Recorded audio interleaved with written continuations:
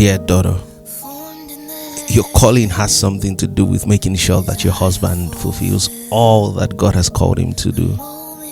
It's like selfless promotion of another to prefer someone else over yourself genuinely. And as a woman, marriage doesn't change your value.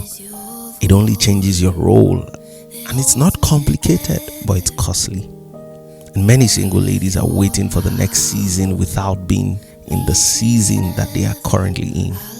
And so I advise you, don't quickly run to other things. When you get older, it's not going to be easier. It'll just be different. Because getting married and having kids doesn't solve loneliness. You can still be married and be lonely. Marriage doesn't feel emptiness. If you're not satisfied as a single person, you will not be satisfied as a married person. And truth is, your most important connection is your connection with God through Christ. And only Christ satisfies. And in getting married, there are certain desires that will be fulfilled, but the heart will still be the same. You're going to need to find your satisfaction. And nothing else can give you that except Christ. And nothing else can be added to Him. Once you start adding, you start subtracting. Our add-ons take away. We don't know what the additions are, but we know that they do not make Him number one in our heart. And opportunities will never satisfy you. A change of status will not satisfy you. Only Jesus will. And so find delight in the Lord and realize that Jesus is the door, the way, the truth, the end. And a lot of people see Jesus as just the door to the many things that they want to achieve. So they enter through Jesus and then switch to self. And at this point, they stop enjoying God. And once you stop enjoying God, you start using God. And the dangerous thing is that God will let you. And there's a difference between results and fruit. One comes from life and the other comes from performance.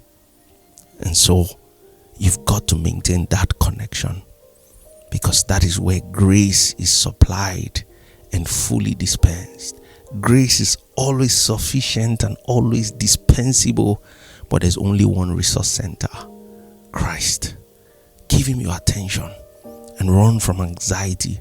Anxiety is giving the attention that God deserves to something far more inferior than Him, like the things you need. And pursue Him.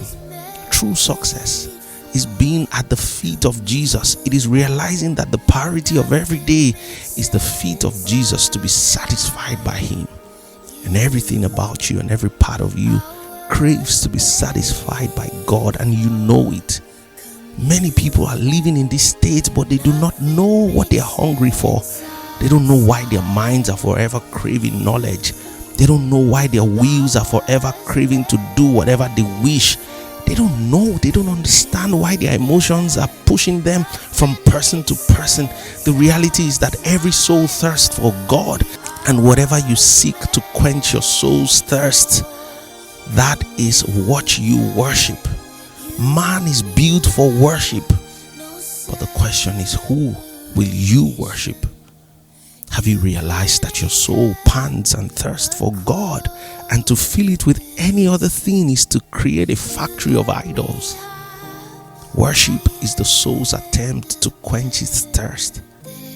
It's God alone who can come into the emotions and settle the rushing sea in the emotions. It is God alone who can come into the mind and bring stillness and give it a revelation that is far above intellect. And this is why reconciliation, as the Bible tells us, is the reconciliation of God and man finding pleasure in each other. Dear daughter, don't forget these words. Be blessed.